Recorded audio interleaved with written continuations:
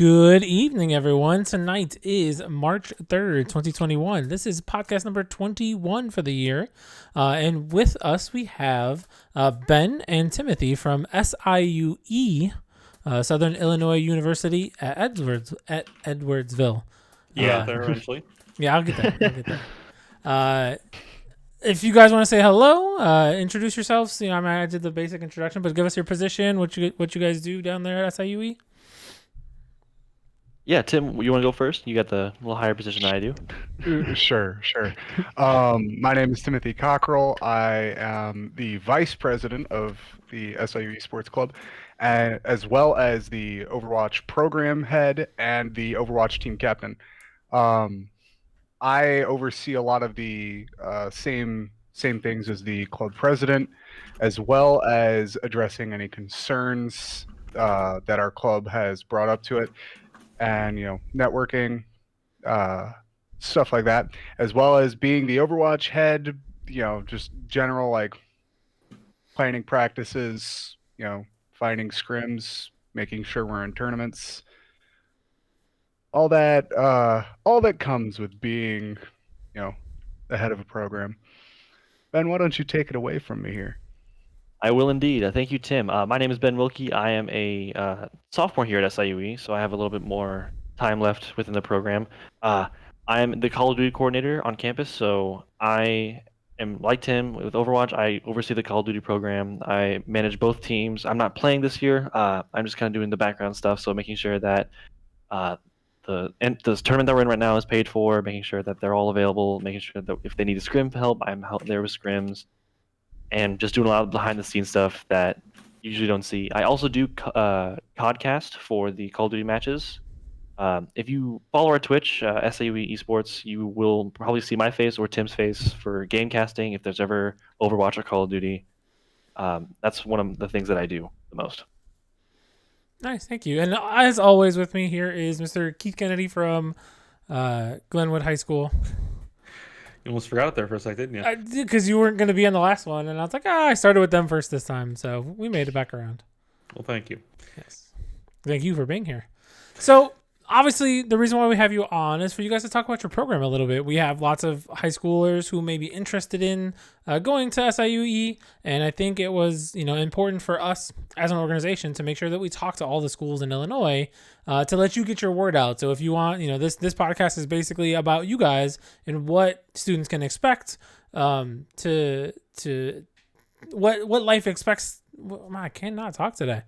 What they would do if they went to SIU and participated in esports at your college there. And so if you guys want to go ahead and start introduction of what games you guys play and how you guys operate, I'll let you guys start wherever you want. Yeah, so I'm going to talk about the games that we offer for competitive stuff. So we have a plethora of different things. I'm actually going to list them off right now. So we have, let me find my list. We have Smash Ultimate, we have Overwatch, Counter-Strike, Valorant, League, Hearthstone, Dota 2, Rainbow Six Siege, Call of Duty, and Rocket League. Those are our main competitive. Yeah, Hearthstone's Hearthstone and Dota is rare. Yeah, they are very rare, and we offer them at our Yeah. school, and it's really nice that we do that because when you think of like MOBAs, like you just think of like League, sometimes Smite, but like Dota's like something that we have a lot of students like interested in. And then we also have in our server like different students who like play casually. I think we're around maybe 100 120 students who compete overall.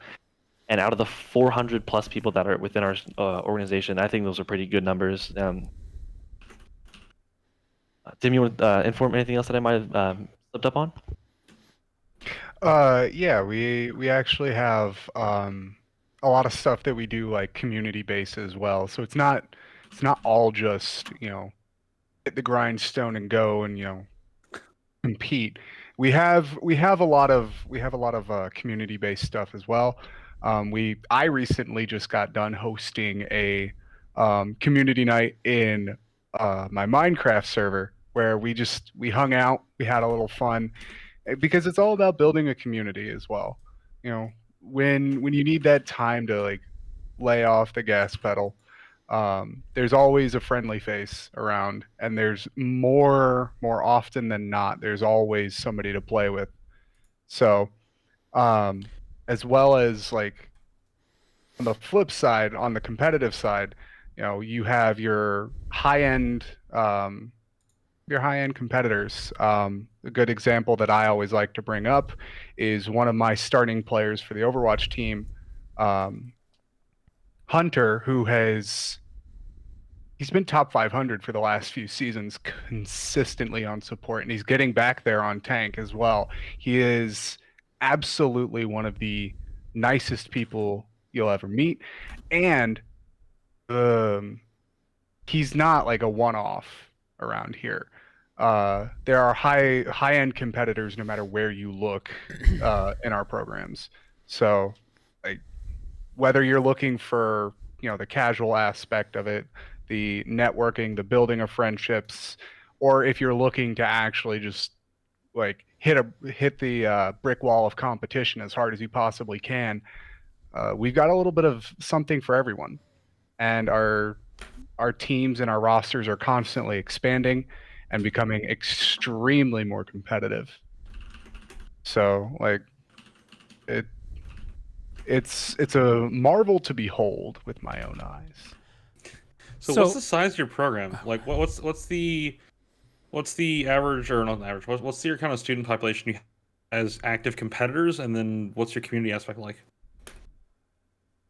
So I would, if I sat down and did a lot of the math, it all kind of depends on what the season is. I know a couple of our teams. I know Overwatch, I know Call of Duty, and I know Rainbow Six Siege have two different rosters, and that can, uh, it just goes back and forth. So I think on average we'd have about 100, maximum like 120 of competitors, and then that 400 that is affiliated with our club, and those students, like Tim said, are active within the community nights. And then overall, as SIU is like its population, like I think we're sitting at around 13,000, or it's a bigger number up there. I don't know if COVID ever changed I those was about to numbers. say it's been a while since I've looked that up, but in yeah. Go ahead.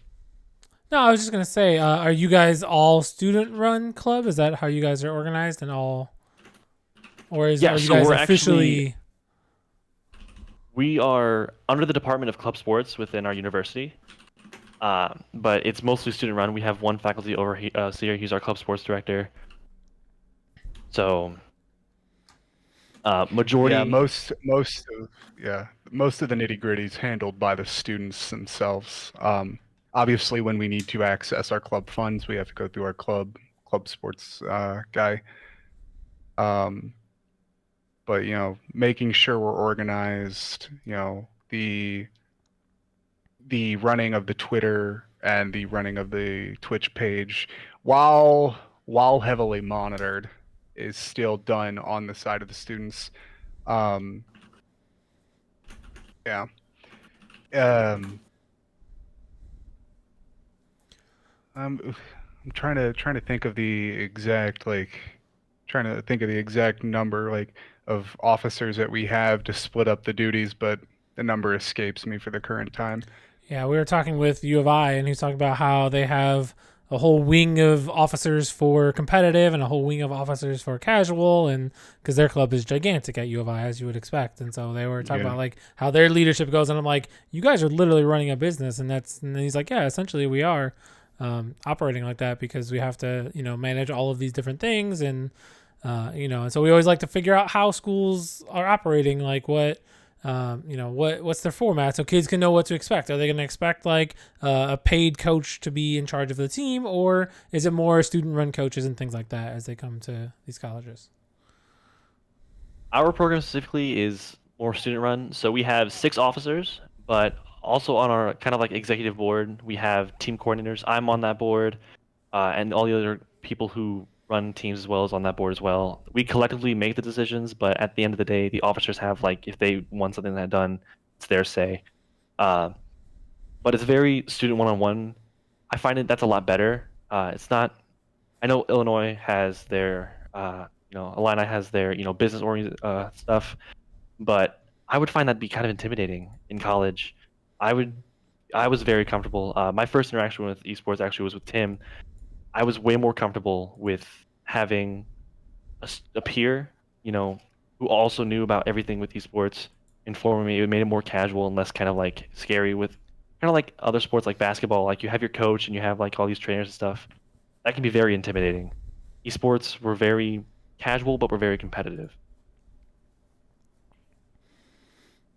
Yeah, that's good to hear. I mean, Yeah, that's the whole thing I is that would. I think the biggest thing that you need to stress is like what Tim was talking about, that you guys are all a community, that everyone's involved in all parts of it. And it's not just, hey, here's our competitive side. They don't talk to the casuals because those are the casuals. So there is no crossover. But it sounds like SIUE is more of a everyone's in the group together, like no matter what part of the team you're, what ranking you are, or where you're at, you're still part of the whole community group.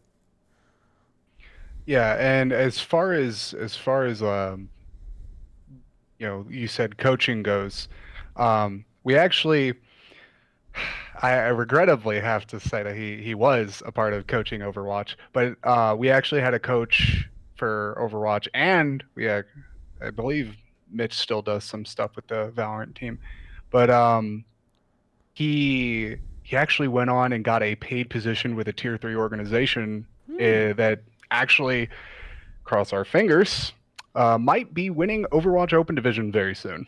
Hell yeah. That's awesome. Yeah, if you've heard of the organization called Attack Mode, um, he has a head coaching position with them, working with both their attack mode and their B team defense mode. Nice. I I like mean, it. consistency, right? Right.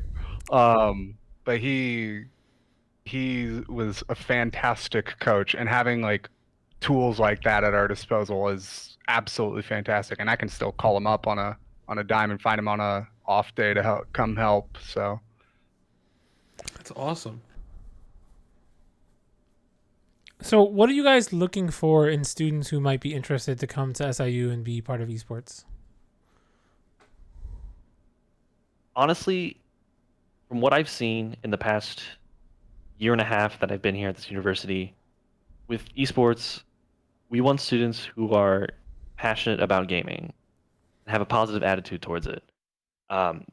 It makes it way more fun. And once we kind of engage with that kind of community, you realize that if you find other people who appreciate the game as much as you do, you're gonna have 10 times more fun, wholeheartedly.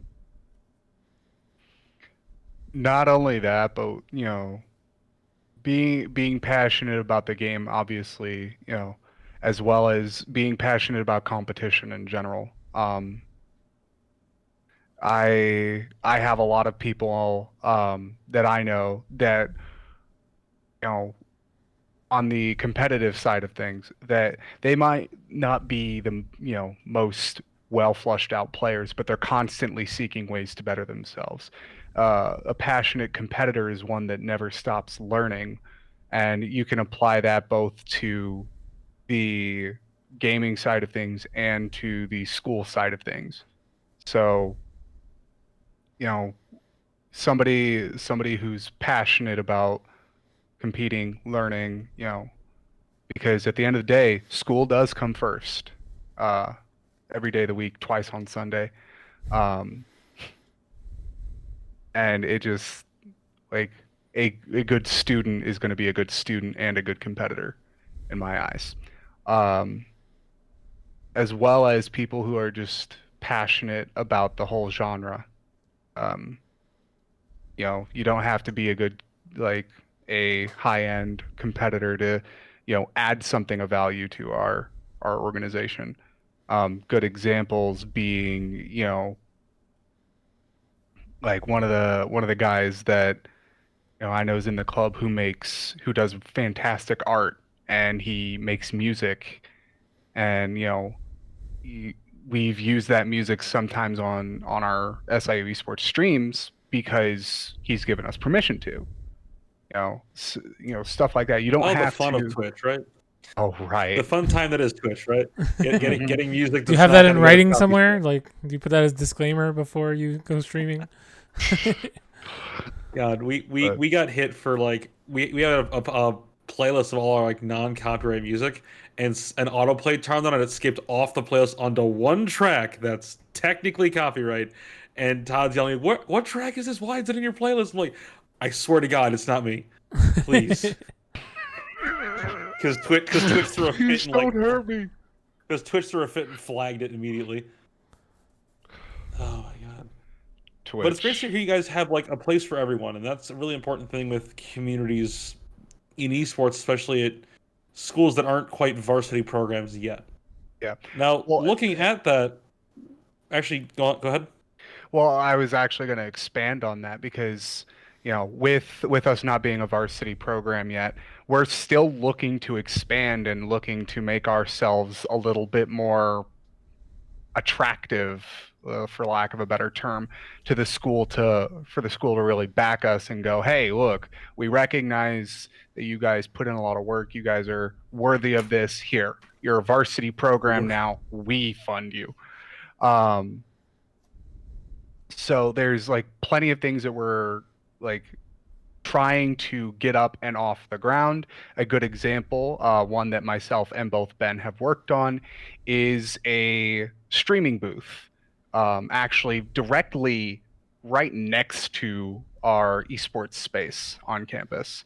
So it is a room that is set aside. We're currently trying to make sure we have aggregated all of the stream equipment that we've ordered. And once I become a little less busy, because I've started my senior research and it is a pain in my butt. Once I get a little less busy, Ben and I we're trying to get a little more of a podcast style thing, kind of like this, going with like Exactly a like weekly this, actually. a weekly recap of all of our esports. Talking to some of the players, featuring some clips, stuff like that, to really get that content generation engine going and really driving more along the fact that we want to be taken like more seriously than just your run of the mill club. Like, we're putting in a lot of work and putting in a lot of effort to trying to expand in those areas, and that includes bringing in more people from different departments like mass communications, other Design for different transitions and stuff. Yeah, just general stuff like that. And I think that's important to the program as well. Yeah, and I think it definitely gives someone a chance, especially while they're learning about their field, to actually like start building a portfolio for some of that stuff, or to bring their portfolio to the next level and bring it to a college. Like maybe some of our kids in high school right now are designing our stuff. Like this overlay we're on right now was designed by a student. So a lot of our stuff is designed by our students, and we kind of want free stuff is nice. Yeah. Well, free stuff is it nice, but is. it's also, not that I say I want to pay kids an exposure, but I do want to see what kids are able to do and actually walk them through what it's like going through a revision and giving them an edit and, seeing what they can do with it. Because a lot of kids are like, yeah, I did this overlay, here it is, throw it out, and then never look at it again and, you move on to the next one type thing. So, it's important to teach them some of these soft skills that they might not have because they're just doing stuff for their own stream, or, maybe they do have their own business and things like that. But, it always helps to get a little more experience. Like, and again, it's always a volunteer basis. We're not like holding them down, like, you owe me this overlay, like, get this to me.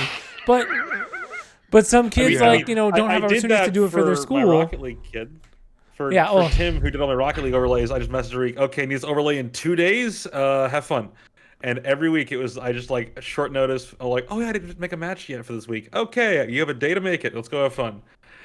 But he just, or like, he willingly DM'd me and it's like, hey, can I make a bracket overlay for all of playoffs?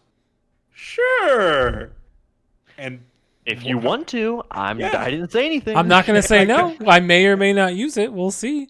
And I kept going like, I'll take it, whatever you do. You have a lot more creative thoughts than I do. I'm glad to take it.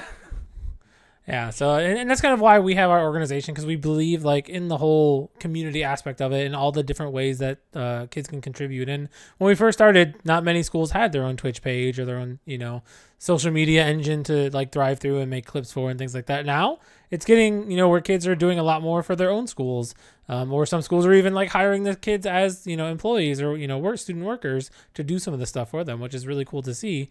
And have them get that experience, because when they go to college, like you guys are talking about, including them as part of that, like some colleges are actually offering scholarships more for those positions than they are for the actual gaming positions, because they see how much more value it is. And so, like you guys are talking about creating that weekly clip shows, like that was what this started as like 4 years ago when we first, started recording games. It was more to talk about what happened the last week and things like that.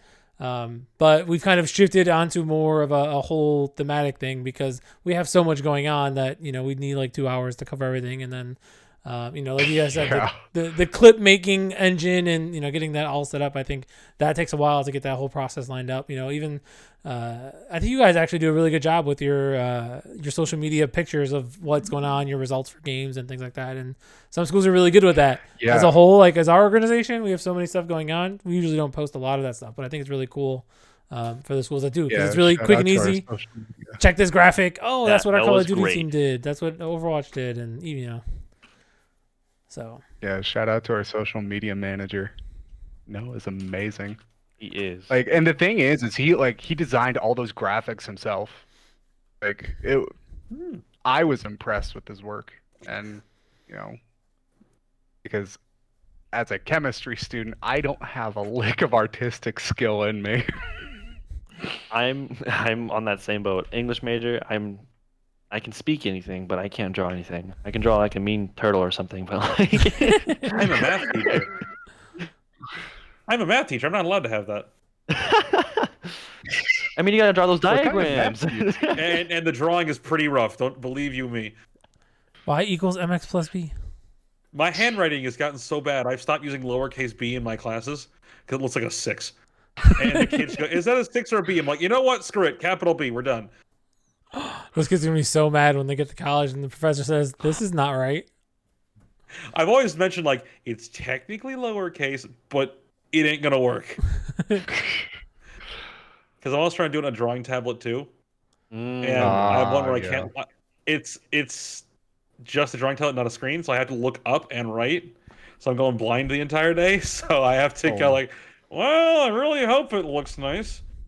That's what the artists do. They don't even look up there. They're just able to scribble on there and. I know, like they can just draw off the side and have a perfect conversation with you, and like it's gotten so bad that I was writing out some notes on like piece of paper with a pencil, and I made a mistake. I went to go hit the undo button on my pencil because where it is on my drawing tablet pen, and I looked at my pen and went, "Wait a second," and I had to stop and go, "Okay, I'm gonna go do something else right now." Because I tried to control Z in real life, unironically, because I've only written on drawing tablet for 6 months. That's crazy. Now, looking at your program, what is your kind of milestones or goals for expansion? So one thing and then I know myself and the club president have been working extremely hard on this. One of our next and most important milestones, in my opinion, is the acquisition of private donor scholarships. To my knowledge, I haven't been updated by David in a few weeks, mainly because I've been extremely busy. But to my knowledge, it's coming along pretty nicely. But that's something I want. I like, even if I never get to benefit from it, because obviously I'm a senior. Hey, there's always grad school. That's what everyone says. That's another decision I have to make between myself and like my own conscience for another week though. But even if I were to never get to benefit from it, I still want that for the players. Why? Because they work their butts off. They absolutely deserve it. One of the things that I love saying is like, Ben's COD team.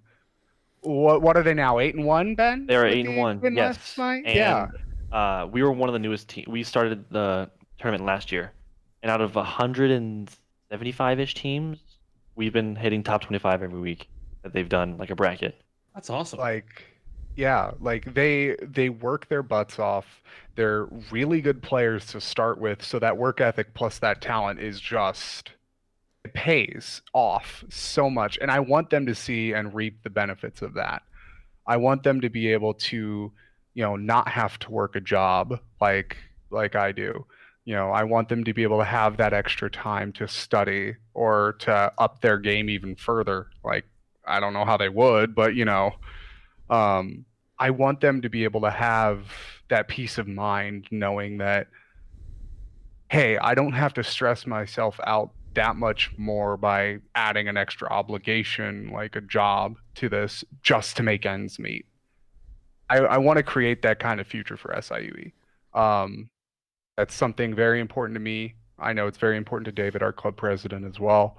Um, and like as far as like the milestones, I say that's the biggest one right now. Um, and if you want to like chime in with another milestone, Yeah, I know that one thing. This is gonna take it's gonna take a while, but I think we're gonna further expand our esports arena as is now. That's something that we're very. I mean, the arena that we have now that took about 5 years for us to get all the building plans done. What we all need as competitive players, and with the test run that we've had, it's showed good numbers. So I would think in the next couple of years, I say couple as in more than 5, we're gonna hopefully further expand that and make sure it's even more accessible to students than it is now because it's in one of our freshman residence halls. So that is a pro that I think that prospective students can use that they can just literally go down in their lobby, go to our esports arena, and they can have that access. A different version of the freshman 15. Instead of Exactly. going to food constantly, you just sit in esports lab all day. The freshman 15 hours of Overwatch. That's Yeah, what I mean, I would be remiss to say if I hadn't stayed in there before COVID, granted, till 3 in the morning Yeah, that's right. That seems like the experience for anyone who has a lab is always like, I lived there. Esports arena. Yeah. This is a funny story that Tim told me. He was in there at 3, as he just mentioned. But the thing he didn't know is that our computers reset at 3. So I think weren't you like in a game or something? Yep, I was in the And then middle all of of a sudden the competitive computers just match. shut off. It came back on. I managed to get back into that match though. Really? I lost, Oh but my I got back. No, Yeah, I remember no, everyone knows where the 24-hour labs are when you're on campus. It's kind of the thing. Like there was one, like I knew if like, oh, my computer is down, I had to go print something. I knew what lab I could run to. Sometimes it's on the Yeah, other side of yeah. campus. You see me running across the campus at midnight trying to get something done I because mean, my computer the was fun down. trick when I was at ISU is there's a couple class buildings that were more or less empty, and they had like a whiteboard wall in a couple rooms. So I'd go down there to do my homework with friends. And the problem is they close the doors at 9 p.m. And so we'd just be in there at 2 a.m. and see a custodian walking by, and we'd kind of both ignore each other and go on with our day because we're not supposed to be there technically. Yeah. Um, but yeah, like we okay, actually I do have another bullet in expansion. We've actually been doing a lot of networking and we actually want to do much larger like community events, not just for the esports side of things, but for like all of campus. Pre-COVID, we actually did have one of these events planned with Team Liquid to do a blood drive on campus. And if you gave blood, I believe you got a free Team Liquid team shirt, and you got entered into a chance to win a PC, if I recall correctly. And that same day, if again I'm recalling correctly, we had the Army Esports team actually coming out, and they were actually going to scrim our Overwatch team. We were probably going to get beaten very badly, but like just that kind of stuff, that kind of networking with bigger names, like, and bringing it in front of a much larger audience, because that would have been smack in the middle of campus. And then everything shut down. And then everything. Yeah. Everything shut down. We were gonna hold a LAN with our local team the week after everything was shut down. Because there's another big team that was in our like top of the playoffs in Springfield, and we have a 15-person lab for Overwatch. So we're like, let's just play it in person. Why not? We did it once, and we're like, let's just do it again in playoffs, and then everything shut down. Yeah, we managed to get a little bit of something out before that happened. During the opening of our esports space, that night I actually invited SLU over their Overwatch and their league teams. over to play with us in person. There's a few clips of that on our Twitch, and it was fantastic. It's a different like feel, as you can probably attest of the in-person stuff. It's quite literally, you can feel the electricity in the air. And with LAN, is from my experience, the high school kids, they get more serious. They're playing that harder. It's even Mhm. when there's no other opponents there and we're just on LAN by ourselves, like just in the room together, it's more serious. One of my favorite moments from LAN came from the Overwatch finals in 2018, 2019, Todd, where it was me versus Oswego, and my two tanks and his two tanks were across the table from each other, like directly across the table, and just shouting, "You can't catch me," because they're both going in circles as Hammond around a central point, and they're just shouting each other across the table. And I look at the other coach like, should we stop this? I mean, it's not hurting anything. So they're just shouting at each other across the table at a LAN, and I'm like, I guess we let them play it out. Hey, Not this is hurting Call of anything. Duty There's not now. really much We going don't on trash besides talk. just screaming. So I miss LAN environments, and I'm lucky to be able to like reopen our lab for at least a little bit this year, but it's been kind of iffy getting students to attend. So when Yeah. things open back up fully, I plan to use the lab as much as I can. We've been blessed to have our arena open for a good portion of this entire academic year. I Your mean, students we've also had. live there. Yeah, that's true. Yeah. I was But about to say actually, that, I've like, seen more commuters come to the arena more than like living. I don't know why. well, I think there's a good like a good correlation probably there between internet speeds and PC power compared to what we've got. Because I will not lie, that is one of the biggest things about living on campus that I love, is that you cannot get better internet here. Yeah, fantastic. Like, Yeah, and 4K that, Netflix, easy. yeah, my dorm internet was 600 down with like a 5 millisecond ping. It was great. yeah, exactly. See, it was like, and pair that with the absolute hoss of a machine like that each of these stations has, and you're playing Overwatch at 240 hertz, getting every frame you possibly can with a 15 millisecond like ping, and it's a It's gaming bliss. experience like no Yeah. other. You guys are talking about your lab. Like, what do you guys have set up in there? What does it look like? How many computers and Yeah, so I can go into that. I know a lot about the tech stuff of it because I give tours for the university, and the esports arena is one of my specialties. So we have 18 gaming computers, and I can go. I'm gonna start with the PCs. So 16 of those, no, 12 of those are just straight up gaming computers. We have Core i5 9400 CPUs, 16 gigabytes of RAM, a 512 SSD, a GTX 2070 graphics card, and that's paired with our 240 hertz monitors, which at the time was the highest. I know now there's 360 hertz monitors. I don't think any competitive player can go above 240. I think saw I saw a 4K 240, and I'm like, what supports that? What can Yeah, run what? that? Dual I, 3090s. The thing is good luck getting SLI your hands on one.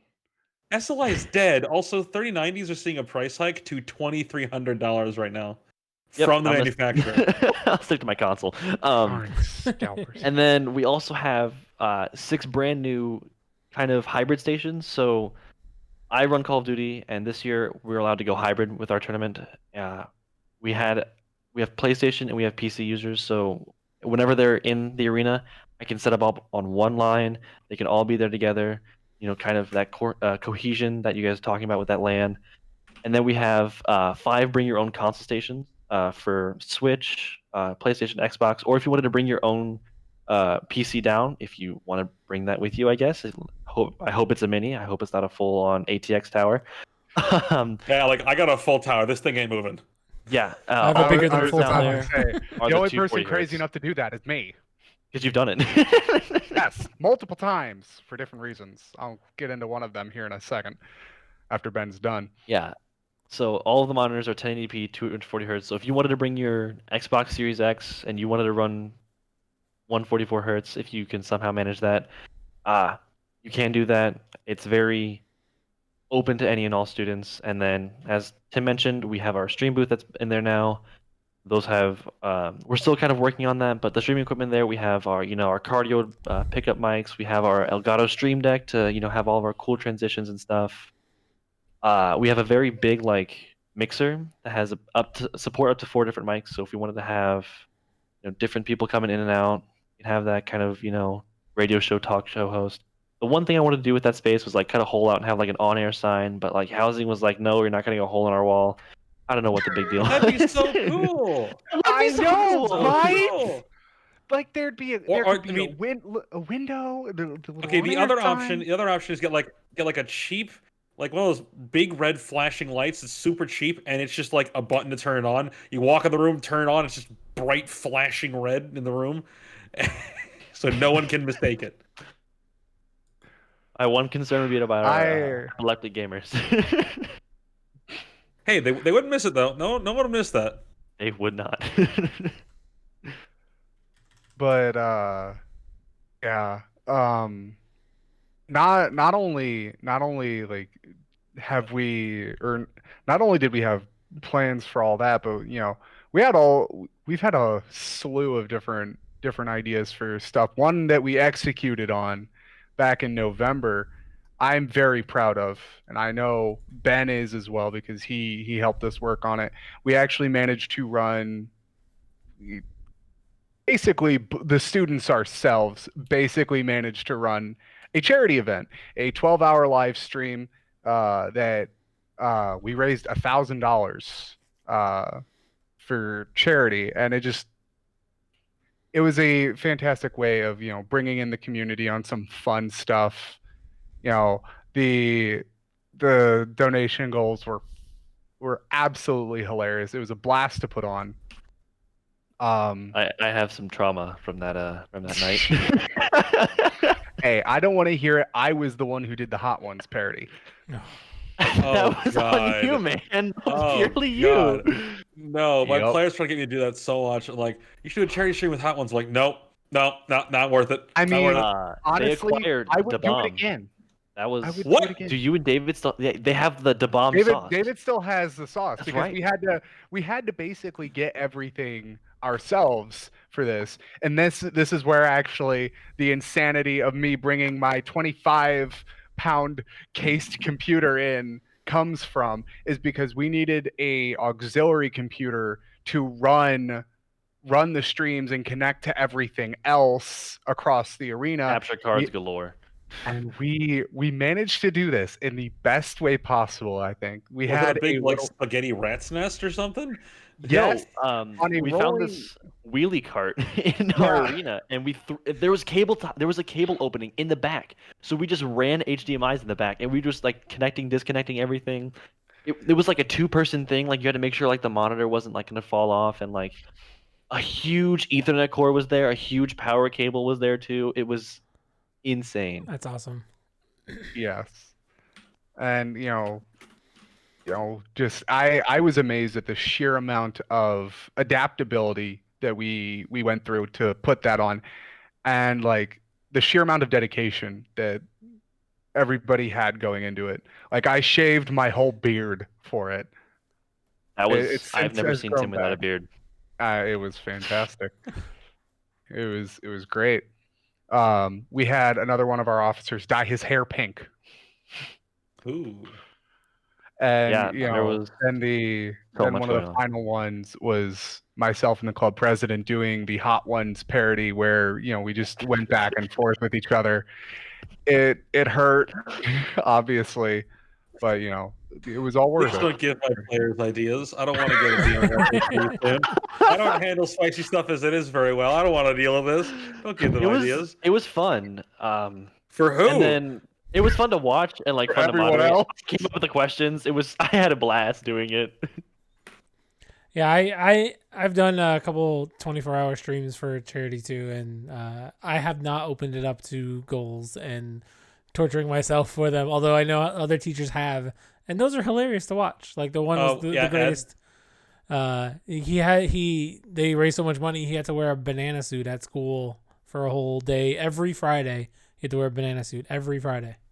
If we reached our goal, our president had to do a default dance with the Loot Llama suit that he bought. And when he did it, there's a clip on our Twitch of him doing it. There's so many. That's probably our most clipped event.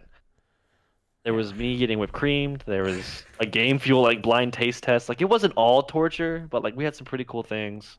That's Kind of awesome. like So I'm a Packers fan, and I lost a bet with one of my classes where I'm like, you guys will not get an A on this like an A average in this quiz.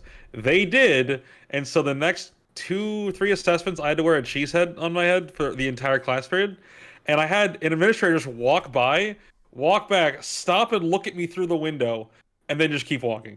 He wanted no part of it. Oh, And that's afterwards, he's like, "What was that?" I'm fantastic. like, "I lost the bet. I don't know." That is hilarious. No, it sounds like Well, you I'm guys glad, are having glad you guys like are really have a community lot of oriented there. yeah. It sounds like you guys have a lot of fun like at the club, and I think that's what about. It's about winning championships and doing really well and performing well, but it's also about making these memories like you guys are doing right there. So I think I applaud you for having fun with it as well as being competitive, because it's very fine line and very hard to balance. But I think it's something that people play games to escape, and I think it's really important that we foster that and foster the positives out of gaming, and it's not just about the hardcore grind and getting number one on the ladder and this and that, but it's also about the friends that you make and the memory that you make along the way for that. It's a very well said way to put it. Yeah. So what else is going on with your teams? Kind of back to that competitive side, but a lot of kids want to know, how are your teams? Like, what have you guys done in recent history that it might be important for incoming students to know how prestigious you guys are? So our Hearthstone team, it was last fall, if I recall. Last fall made top four. I think the next semester they made at minimum top 16. I think top eight. Just barely missed going to top four again. Our COD team is fantastic, as Ben can tell you. yes. Our Overwatch team, last year we missed getting a direct ticket to playoffs, so I believe that was like top 24. But we got into play-ins and we won our first few matches in play-ins, and then I think it was one of the larger Texas teams. I think possibly A&M that ended up knocking us down. Rip. Um, our Smash players are pretty dang good from what I hear. They've been doing a lot of crew battles with different colleges. Um, I've watched our Rainbow Six team. I'll have to ask Waffles how they're doing. Our Valorant team has been apparently working it pretty hard. Trying to think, trying to think of other things. Ben, I'm probably forgetting quite a bit. Uh, Feel free to pick up my slack here for my brain friedness. I know that teams overall, but like another thing that we see is like a lot of different players. One of my COD players, Oplasmid, last year they did like a draft pick of like what they would do for like a Midwestern like amateur team, and everyone but him was from Texas A&M. He was the only one from SIUE. We were new.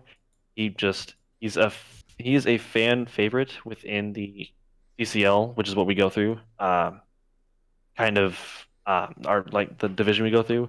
I know that individually, like Smash players, like they'll go to like like St. Louis crew battles since we're so close to the city itself, and then those are streamed a lot. And then they'll see like I know Salty, it's like Dragon Smash. They did like a top 12 like Salty Smash moments, like number 12, and he's actually in that video.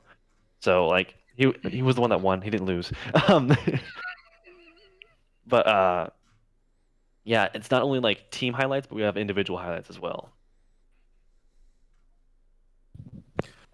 You guys are sounding very busy, so it's actually good you guys keep teams going as much as possible. Busy is I was an about to understatement. say busy is an understatement, and that is painting my sleep schedule.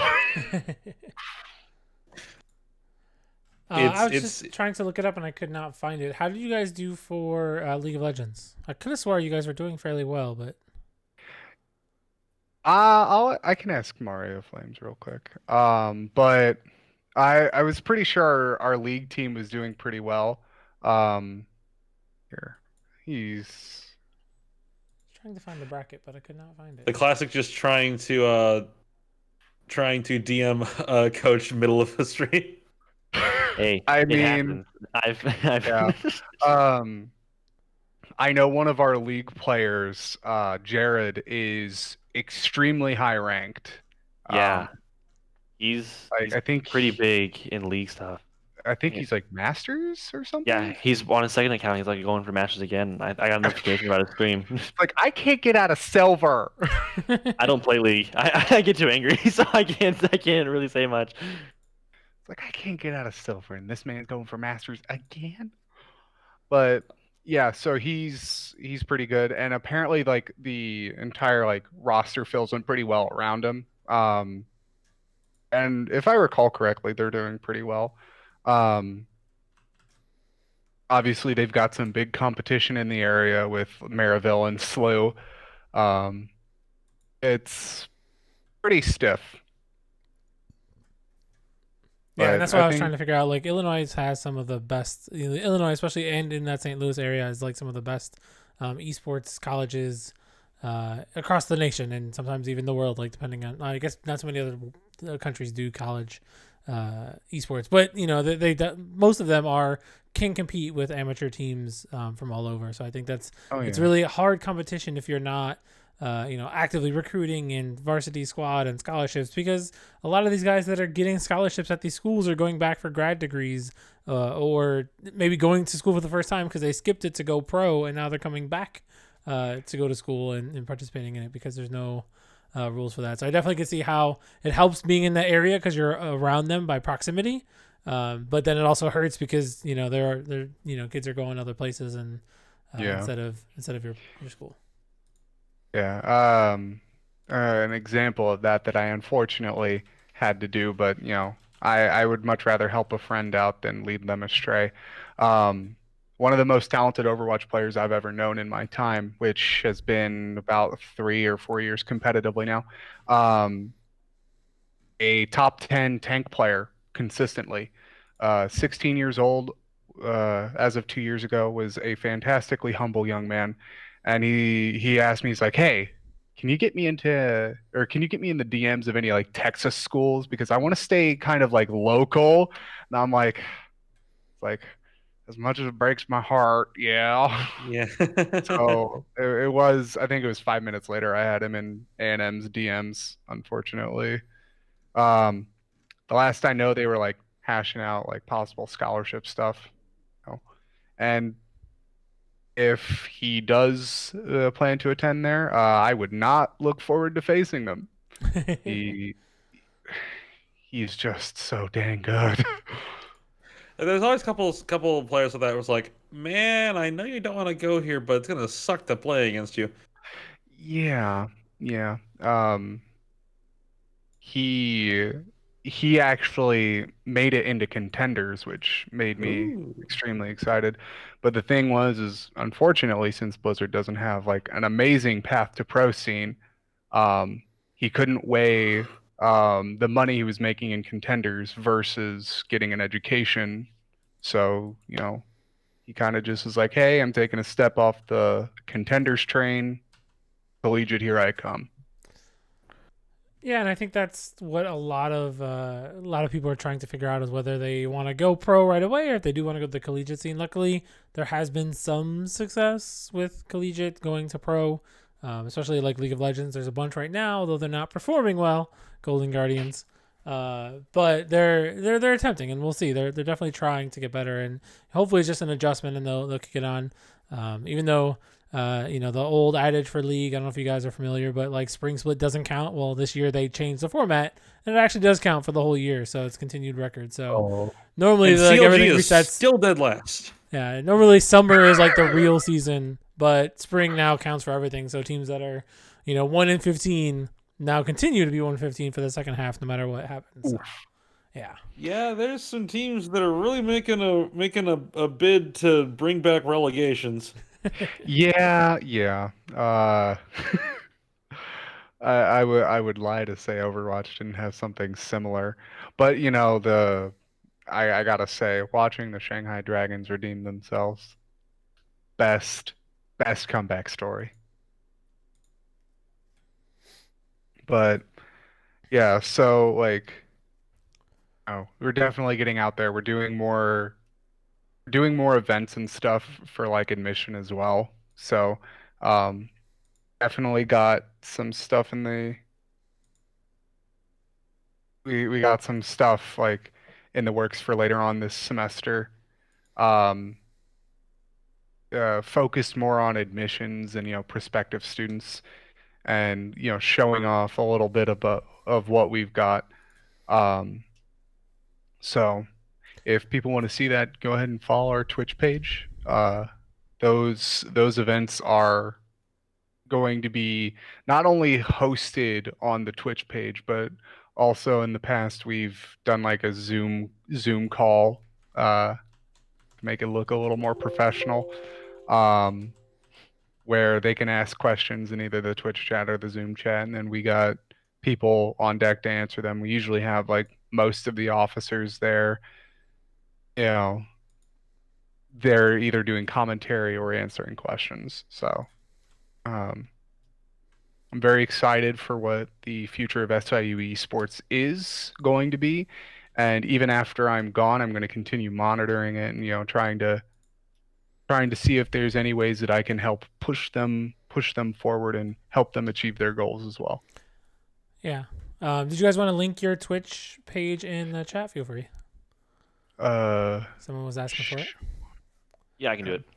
All right, Ben, I'll let you handle that. Yeah, I did finally find it after like 10 minutes of searching here. Sorry about that. But yeah, you guys finished 4-2, which is 1 win off of qualifying for playoffs for League of Legends. Because I was like, they make it so hard to find the bracket when it's like I should be able to just click on something and go to it. But yeah, you guys lost to 2 really good teams. So I was like, okay. But I knew you guys at the beginning. I saw you guys were like at the top of the leaderboard when I had checked it out. I'm like, oh, that's actually awesome that they're doing pretty good. Yeah. So, competing with some of the big contenders in the North region who usually go on to place fairly high in the national tournament. So There's some real big names in esports, especially in like our area geographically.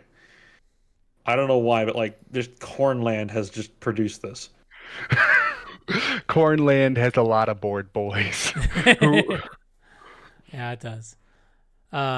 So with that being said, if you guys had to give your 1-minute elevator pitch to students to come to SIUE and participate in esports there, I don't know if you guys want to do one apiece and go from there, but this is your chance to tell kids to come to SIUE. I was gonna say, Ben, you can take that one away. I am not good with brevity. Yeah, no. It's all good. With SIU Esports, you're not really just a competitor. You're part of a family. That's what I would like to say. Because, like I again, being a year and a half, they're not just fellow members of the club. They're brothers and sisters to me at this point. If they ask me to do anything, I'd do anything for them in a heartbeat. And I feel, at home, even though I live only like 45 minutes away from campus, like I'm gonna miss it over the summer, and whenever I graduate, I'm gonna even miss it even more. And like Tim said, like Tim even transferred into SIUE, and he still wants to be a part of the esports club as much as he possibly can after he graduates. So once you're in this club, you're not gonna want to leave. That's awesome. Thank you. Anything else that you guys want to close up on? Maybe something we didn't talk about already and you wanted to let everyone know? Make sure you follow our Twitter and our Twitch, just to kind of keep up with it. Just watch some of our scrimmages, our matches, stuff to kind of see how it feels. Not see how it feels. Wow, kind of see how SIV plays. Like we said, we're kind of new to the competitive scene. The lore of our esports club, like how it started, has been so misconstrued from what I've heard.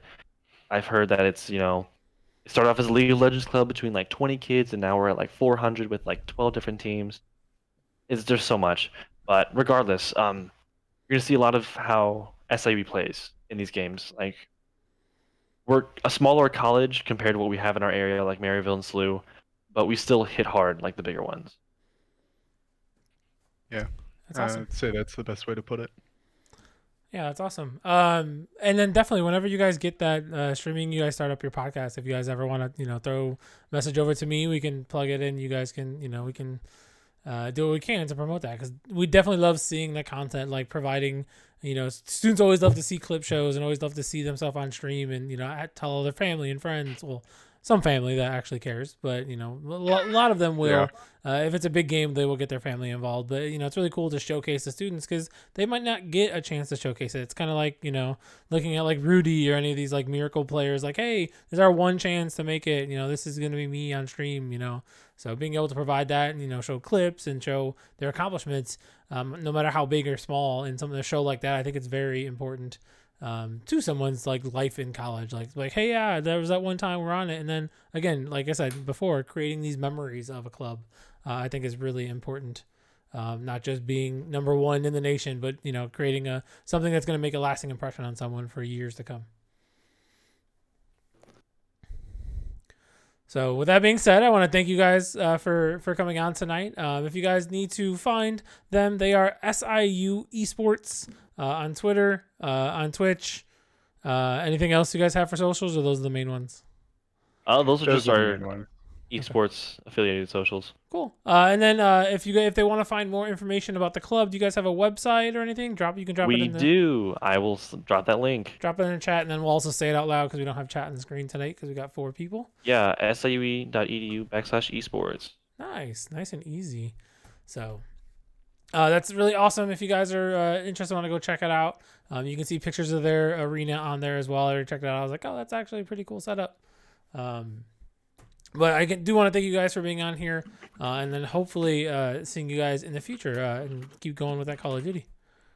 Yeah. We'll hopefully be back in the near future. It was great talking to both of you guys. I want to thank you for letting us come on this podcast and letting us talk about our program. All right. Yeah, thank you guys very much. It's been a most pleasurable experience. Well, thank you very much. Sometimes, I wonder if it's torture listening to me talk. At least that's what my students seem to think. Oh, thanks, Keith. You're one of them. Oh, a little bit. But yeah, thanks so much, guys. All right. Have a good night, everyone. See you next time. See ya.